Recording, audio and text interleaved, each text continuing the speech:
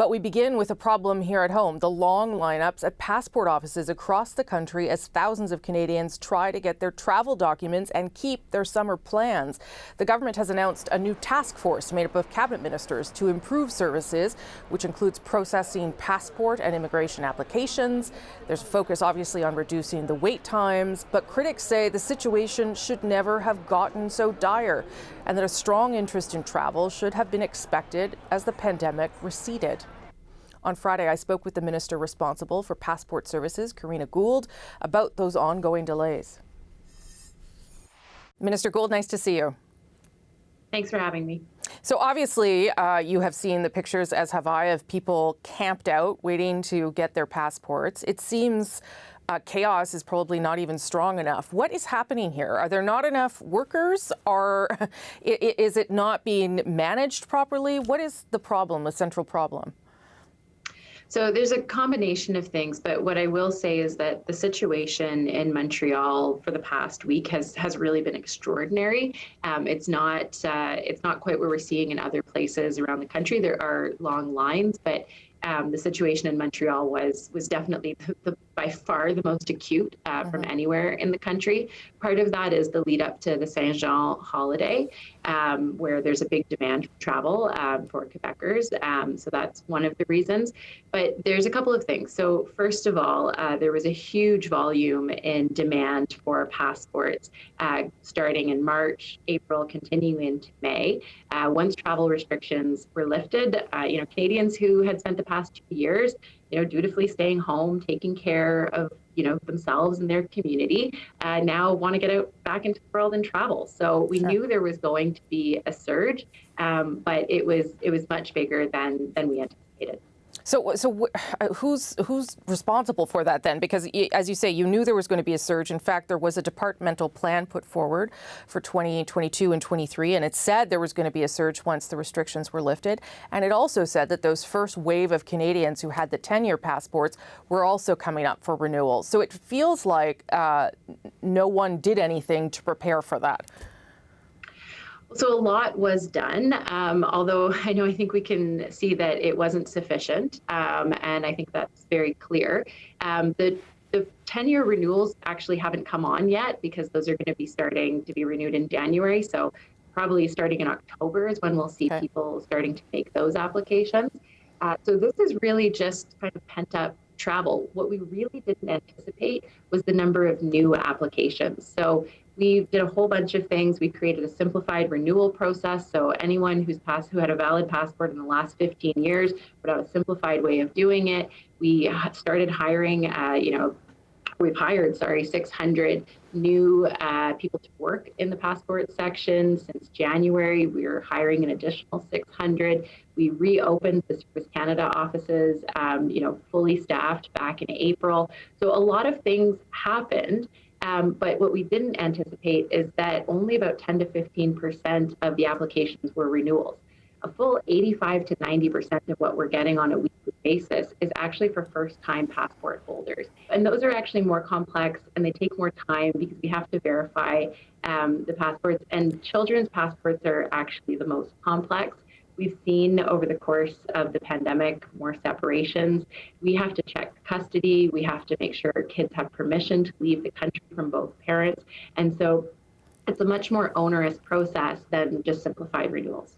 Yeah, I get the complications of it, certainly, and I get the demand. What I guess I don't understand is why it was allowed to get to this point. And there was a question in question period, I believe from a Bloc MP, who said, just open it 7 days a week, extend the hours, do everything you have to do. Why is the government not throwing everything it has at solving this problem? Well, because this is this is a basic service, though, that Canadians expect from their government. Sure, and we are throwing everything that we have at it. So, the 600 new employees that were hired from January, 600 more. It takes about 15 weeks to train a passport officer. And so the first class of passport officers that are newly trained are starting next week. Those are people that were hired 3 months ago, right? So it takes a bit of time to get the system moving again, unfortunately, but there's a combination of things. So one of it is that the system really wasn't designed for heavy mail volume, but what we got in March, April, May, and still seeing today are large volumes of mail applications. So we have to get through a backlog in the mail system. And then we're also seeing a high volume of urgent passports being requested. And so there's these kind of multiplying things that are happening all at the same time. We have implemented a new strategy. We saw it take place this past week in Montreal and Toronto. It's rolling out in Vancouver and other places around the country starting on Monday, where there are teams of managers that are going to be triaging the lines to make sure anyone with urgent travel is prioritized. That was already happening in most places around the country, but the difference is that, you know, outside of Quebec, we were maybe seeing 100, 200 people in line, and so they were getting processed throughout the day. What we saw over the last week in Quebec was upwards of 500 people at each of the 3 locations, so between 1,500 and 2,000 people lining up to get passports. On Thursday, we processed 1,500 passports, right? So there's a lot of work, and not just processed, printed and gave them to folks. So there was a bit of you know, Service Canada workers were overwhelmed in the Montreal area, absolutely, and there was a really high demand. And unfortunately, it took us a bit longer to, you know, respond and react to those really high numbers. Okay, let me ask just 2 practical questions. People that need a passport immediately because they have travel booked, what is their best option? What is their best plan? And people who know that they're going to need a passport renewed in the future, are they better just to wait till you get rid of the backlog? If you can answer those 2 practical questions for people. Sure. I mean, I think it would depend on how urgent your travel is. So if you're traveling in 24 to 48 hours, you need to get to one of the 35 specialized passport offices across the country, and you will be served. That is the strategy that is in place. It's a little bit different depending on where you are. In metro urban areas, you know, Montreal, Toronto, Ottawa, Mississauga, Brampton, Edmonton, Calgary, Vancouver, that's where we're seeing really high volumes. They're generally doing 48 hours, but then what they're going to be doing as of Monday is if you're traveling, your travel is more than 48 hours, they're going to be redirecting you to a Service Canada site that they're twinning with nearby so that they can do the intake and get you that passport printed within 10 days if your travel is within 10 days. And then in other passport offices, you know, in different places around the country that, you know, are not in major metropolitan areas where the volume is less, they can see people and process your passport if your travel is within 45 days. But it kind of depends on the volume day by day, but there will be a team of managers every day triaging the line, making sure people have the information that is needed. You can still submit your passport by mail, but it will take longer. And so, you know, we've posted on the website that it's been an average of 45 business days if you submit it by mail. And so, you know, that's still an option, but, you know, it will be a wait. But we are working diligently to get through this backlog so that we can get back to more normalcy. Okay. I'm going to just change topics if I can, because we've discussed with you before when the draft decision on Roe v. Wade was leaked. Now, of course, we have the final decision on Roe v. Wade.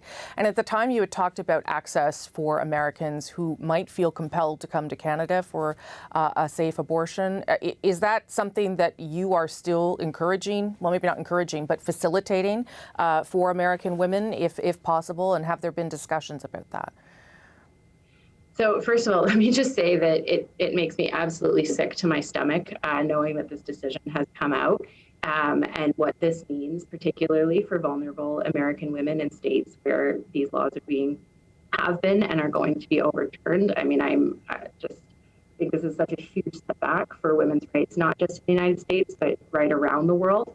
You know, we've had conversations about what it could look like for Canada to support American women in need. And I know those conversations are ongoing and we're actively thinking about what it is we can do. But we also know that we need to support, you know, American women and their allies and making sure that they do have services within their country. And like when I was Minister of International Development, I was so proud to lead on Canada's access to sexual health and reproductive rights around the world. We're one of the leading funders, advocates, and supporters of people seeking access to these health services.